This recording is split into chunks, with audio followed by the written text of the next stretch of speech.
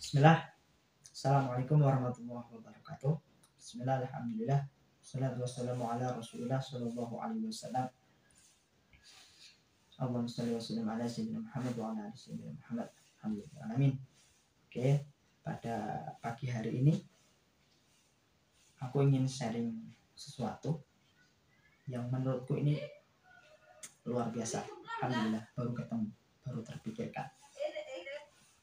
Jadi pemikiran ini bermula dari masalah yang aku hadapi. Apa itu? Jadi saat aku belajar agama, ya, baca-baca hadis gitu ya. Saat baca-baca hadis, kemudian menjumpai hadis yang menganjurkan kita untuk beramal sunnah, ya, puasa atau baca Quran atau yang lain, sunnah ya, sifatnya sunnah. Itu bukannya aku semangat, wah aku akan melakukan ini, nggak gitu, tapi justru skeptis. Aduh berat, susah, nggak bisa. Jadi skeptis seperti itu ya. Dan dampaknya itu lebih buruk lagi. Bukan hanya tidak melakukan amal ibadah sunnah tadi saja, tapi dampak buruknya juga sampai berhenti belajarnya. Jadi ketika baca terus misalnya ada anjuran untuk melakukan puasa sunnah, sunnah puasa Nabi Daud, nggak bisa. Setelah nggak bisa itu, bilang nggak bisa itu, justru nggak usah lanjut lah, ibadah ini aja nggak bisa, apalagi yang lain-lain. Mikirnya jadi gitu. Ini kan buruk banget. Dan dampaknya nggak bisa ngelakuin, ditambah belajarnya berhenti. Udah parah. Akhirnya untuk mulai belajar kan berat. Nah, ini karena muncul dari pemikiran yang salah, mindset yang salah. Apa mindset yang salah?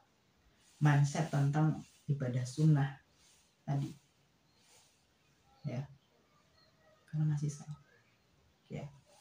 Jadi begini, ada dua tipe orang yang salah ketika belajar agama dan menjumpai sebuah anjuran untuk beramal baik.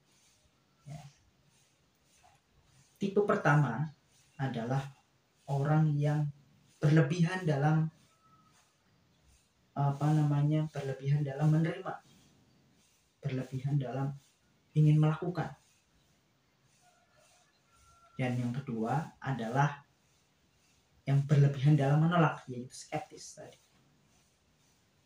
Ya, biasanya kalau orang yang berlebihan dalam menerima, mungkin dia masih baru, belum pernah melakukan itu, kemudian dia tahu, harus semangat. Kalau yang skeptis biasanya karena dia udah pernah dan dia gagal. Hanya nggak bisa dulu, udah pernah nggak bisa.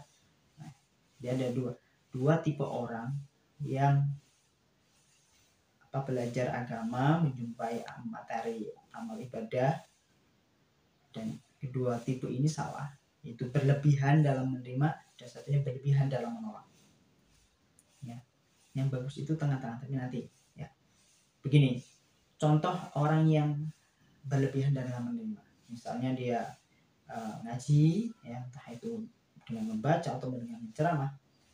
Biasanya dia menjumpai materi tentang baca Quran, dzikir dengan membaca Al-Quran. Ya, sebaik-baiknya dzikir kan baca Al-Qurannya. Kemudian saking semangatnya dia baca Quran sebanyak-banyaknya. Misalnya dia sampai sehari itu langsung jebret 30 juz misalnya aja. Nah, apa yang terjadi setelah itu? Yang terjadi adalah dia kelelahan.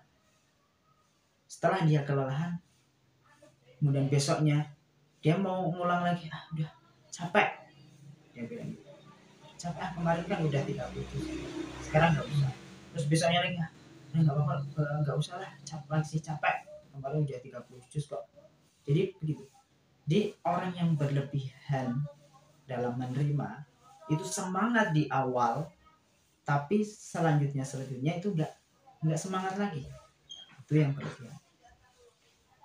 Kemudian yang berlebihan dalam menolak, yaitu skeptis tadi, udah nyerah duluan sebelum berjuang. Ini apa ya? Jadi misal tadi kayak yang saya rasakan, jadi ketika belajar lalu menjumpai sebuah amalan, dulu sebenarnya udah pernah, tapi nggak bisa, berat. Kemudian sekarang belajar lagi, menjumpai lagi, terus berat, nggak bisa.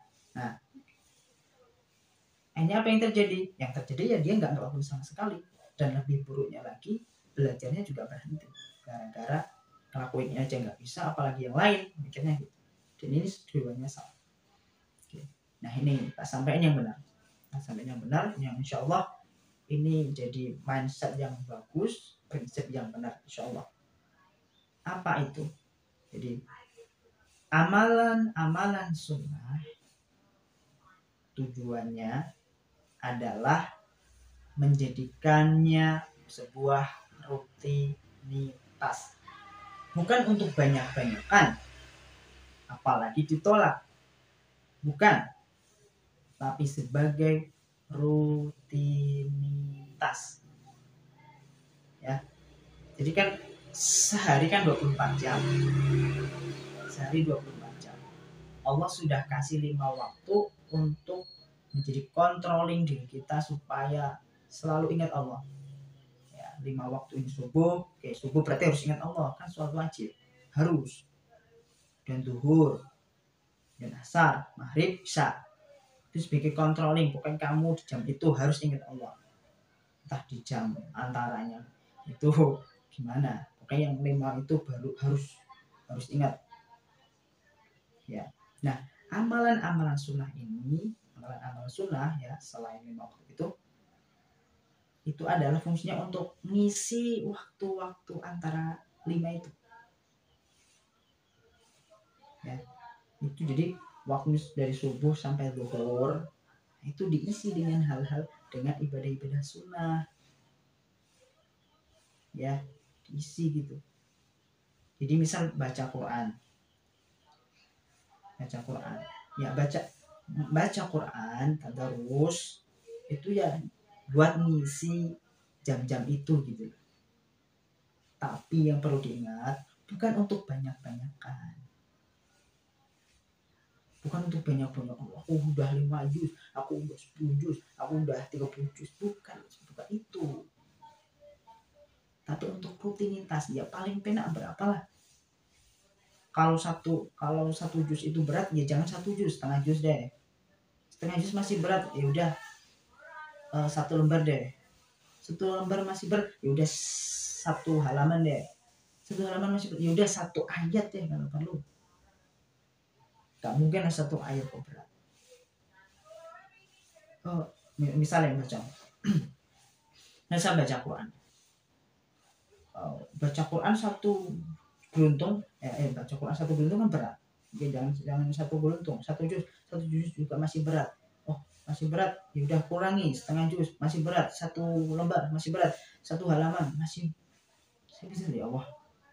Oke, masa 1 halaman ya kan bacanya lambat, bacanya belum lancar, ya udah 1 surat deh, ini 1 surat 1 ayat deh. Gak mungkin berat, gak mungkin. Tapi itu terus biasanya sering lupa. Nah udah, oke, habis sholat kok lu coba untuk cari cara untuk mempermudah baca Quran. Misalnya taruh Quran di depan kamu sholat ya kan, untuk intinya untuk mempermudah kita mengakses suatu ibadah gitu kan, seperti itu. Taruh Quran di kamar kita itu untuk mempermudah kita baca Quran di kamar ya. Taruh kotak amal di toko itu kan untuk mempermudah sedekah bagi orang beli. Jadi buat akses untuk ibadah itu jadi lebih gampang ya, entah itu ibadahnya apa, carilah caranya gimana untuk pokoknya akses mempermudah untuk beribadah. Misal kalau baca Quran ya taruh Quran di dekat kita saat kita sholat, biar habis itu kita langsung bisa baca Quran. Itu misalnya gitu. Terus apa lagi? Ya. Jadi gitu ya. Oke ya. Jadi amalan-amalan sunnah itu untuk menjadikannya rutinitas buat kita. Jadi bukan untuk banyak-banyakan apalagi dia tolak. Bukan. Tapi untuk menjadi rutinitas. Rutinitas berarti menjadi rutin tiap hari. Enggak perlu banyak atau sedikitnya, bukan itu. Tapi menjadi rutinnya itu. Itu. Ya.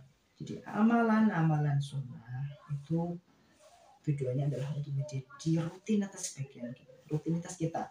Kalau sudah menjadi rutinitas itu menjadi kebiasaan kita. Kalau sudah menjadi kebiasaan kita itu menjadi bagian dari diri kita. Kalau sudah menjadi bagian dari kita itu menjadi karakter kita. Dan itulah karakter seorang muslim sejati, yaitu mengamalkan amalan-amalan sunnah ajaran Rasulullah SAW. Ya. Ya kan? Ya kan? Iya. Jadi kalau baca Quran supaya rutin itu adalah satu ayat, ya udah satu ayat aja itu. Nanti apa namanya? Ada peningkatan lah, ada masanya. Tapi kalau paling gampang, kalau paling membuat semangat tidak memberatkan, satu ayat ya udah satu ayat. Satu halaman di satu halaman gitu. Intinya amalan-amalan yang berat itu dibuat ringan, itu gimana caranya? Ya, tapi yang penting jangan sampai apa namanya bid'ah lah, jangan mengada-ada lah. Ya, ini. Misal baca Quran ya berarti ya bacanya nggak usah banyak-banyak dulu, terus waktunya juga dipilih yang berdekatan sama sholat wajib, misalnya gitu, wajib gitu ya, seperti itu. Oke ya, itu aja. Jadi ini sebenarnya untuk diriku sendiri ya, tapi sekalian aku bagikan. Prinsipnya adalah bahwa amalan-amalan sunnah tujuannya bukan untuk banyak-banyakan apalagi ditolak, tapi tujuannya adalah menjadikannya sebuah rutinitas, sehingga rutinitas itu menjadi sebuah kebiasaan itu menjadi bagian dari diri kita, kemudian itu menjadi sebuah karakter, dan itulah karakter seorang muslim sejati, mukmin sejati, yaitu mengikuti sunnah Rasulullah SAW. Ya saja ya. Kalau perlu dari bangun tidur ya, nanti selama 24 jam itu isinya ibadah sunnah semua ya. Ibadah sunnah nggak harus persis Rasulullah, maksudnya nggak harus jam-jamnya harus persis Rasulullah habis subuh itu begini, terus kita bisa bahasanya ketika Rasulullah bekerja itu bisa begini, itu juga harus, yang juga kan kita beda pekerjaannya ya, rutinitasnya berbeda, tapi setidaknya rutinitasnya itu mengandung ibadah gitu ya. Seperti itu. Sekian, wallahualam. Assalamualaikum warahmatullahi wabarakatuh.